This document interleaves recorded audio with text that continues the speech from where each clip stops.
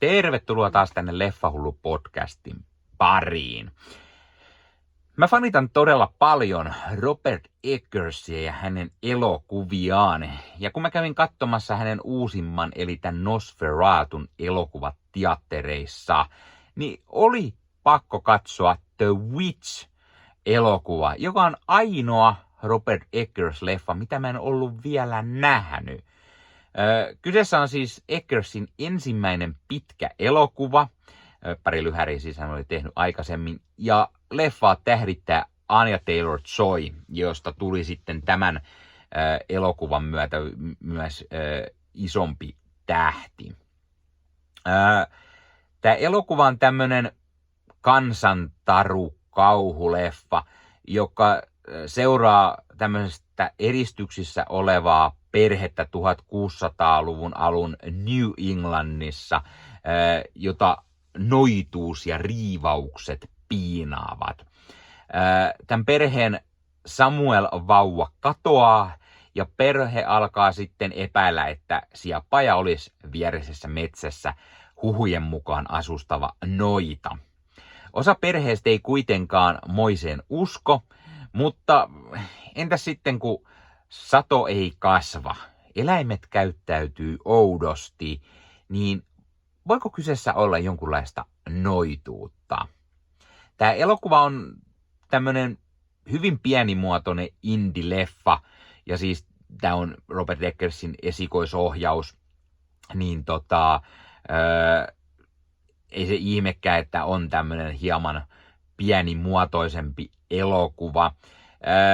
Elokuva nostatti Robert Eggersin heti monien huulille, eikä siis syyttä, tämä on kyllä semmoista tyypillistä Eggersia, tämä on todella outo.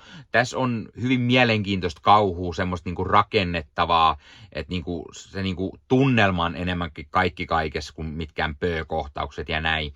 Tämä ei välttämättä ole mitenkään pelottava, mutta tämä on semmoinen nostattava, hyvin rakennettua, ahdistavaa jännityskauhua, vähän thrillerin omaisuutta ehkä enemmän. Tämä leffa tuntuu rakentavan ja nostattavan sitä kauhua, mutta kun lopulta oikein mitään semmoista ei tunnu tapahtuman. Tämä elokuva tuntuu siltä, että luo sitä jännitystä vähän turhan pitkään ja unohtaa vaan, että jotain pitäisi ehkä tapahtuukin.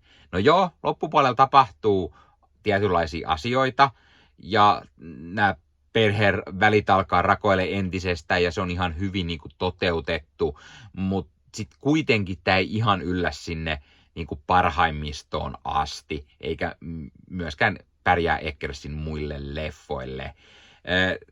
Tässä elokuvassa on myös tosi iso, vahva teema, uskonto. Perheenjäsenet on kaikki kristittyjä, he pyrkii elämään mahdollisimman hyveellistä elämää, mikä ei aina ihan välttämättä onnistu. Ja kaikki perheessä alkaa pikkuhiljaa kääntymään toisia vastaan, mutta onko tässä kyseessä se noidan langettama kirous vai itse piru, joka on syyllinen kaikkeen? Elokuva siis tosiaan on Anya Taylor-Joy ensimmäisiä leffoja ja hän tekee kyllä tosi hyvän roolisuorituksen. Anya Taylor-Joy näyttelee nuorta Thomasinia, perheen vanhinta lasta, jolta vanhemmat odottaa paljon, ehkä vähän liikoi, mutta sitten samalla, jota ei pidetä tarpeeksi aikuisena, vaan aina lapsena, ja hän ei itse siitä oikein tykkää. Ja sitten kun oma äitikin alkaa pitämään ehkä tytärtä jonkunlaisena noitana tai paholaisena, syyttää pahoista asioista, mitä perheelle tapahtuu, niin Anya Taylor-Joy vetää kyllä hyvin tämän roolin. Ralph Ineson näyttelee tämän perheen isää Williamia, ja hän onkin tämmöinen Robert Eggersin yksi vakikasvo, tehnyt roolin. No samoin kuten toi Willem Dafoekin, eli tehnyt roolisuorituksen 3 Eggersin 4 leffasta, eli eräänlainen vakikasvo. Ja Ineson vetää tosi hyvin tämän perheen isän roolin. Ja on ehkä tämän leffan paras hahmo tai niin kuin parhaiten näytelty hahmo. Semmoinen niin kuin oikein kristitty, yrittää opettaa pojalleen samoja asioita, mutta sitten kun alkaa kaiken näköisiä outoja juttuja, niin miten tämä isä niin kuin pärjää niille ja näin, niin toimii tosi hyvin. Katie Dickey näyttelee tämän perheen äiti Catherine, jolla alkaa kuuppa vähän pikkuhiljaa sekoamaan enemmän ja enemmän.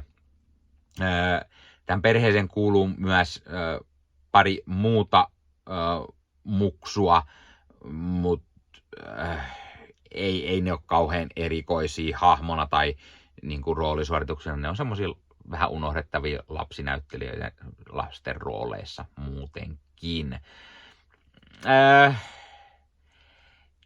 Ja tämä on vähän tämmönen lyhyt arvostelu muutenkin. Sanotaan, että loppukannettina mä sanoisin, että tämä on ihan hyvä Robert Eggers-leffa, mutta silti melko kaukana herran muista leffoista.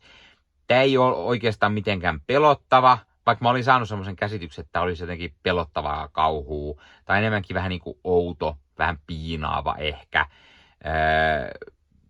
Vaikutelma tuntuu hiukan ehkä pitkäveteiseltä myöskin, ja niin kuin odottaa, että jotain alkaisi tapahtua, ja kunnolla ei oikein tapahdu. Silti mä sanoisin, että arvosanaksi mä antaisin täällä semmoisen 7,5/10. Tää on ihan hyvä esikoisohjaus Eggersiltä.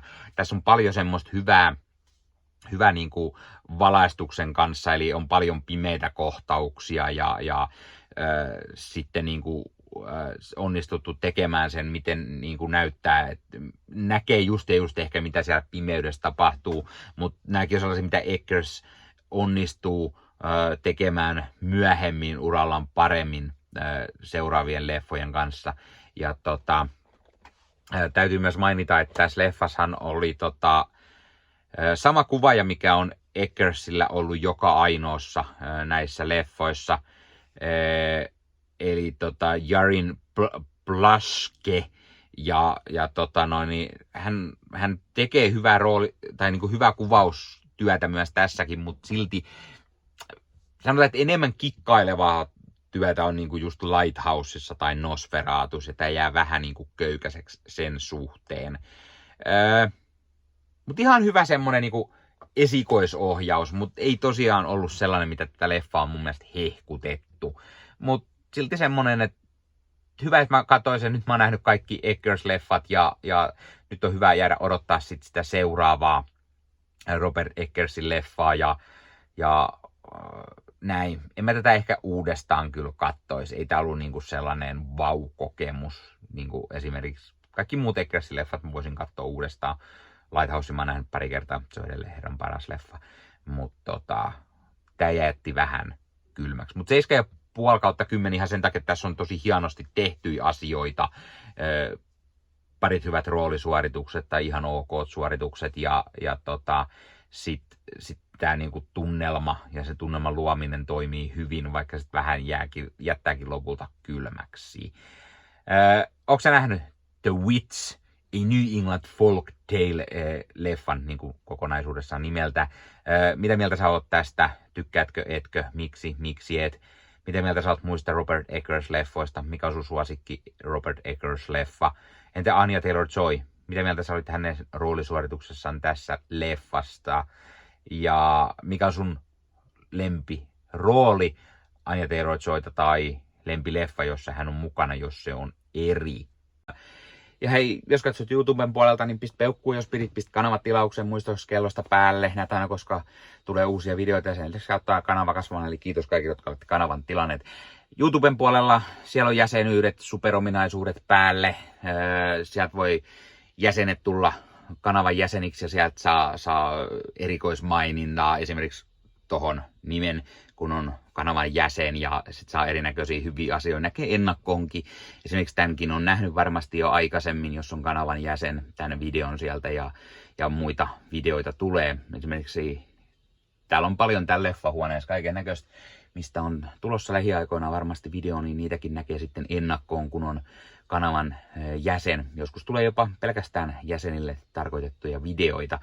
Ja sen lisäksi on kaikki korostettuja vastauksia ja tilaaja tämmöisiä merkkejä ja muuta kaikki. Kyllä te tiedätte YouTube-juttut. 0,99 € kuussa tai 2,99 € kuussa, niillä saa erinäköisiä asioita, kun tilailee tai on kanavan jäsenä. Niitä supertykkäyksiä, superkommentteja, kaikkea voi laittaa, niin siitä tulee muutamat kymmenet sentit sitten tähänkin suuntaan, eli kiitos kaikille, jotka olette niitä laittaneet.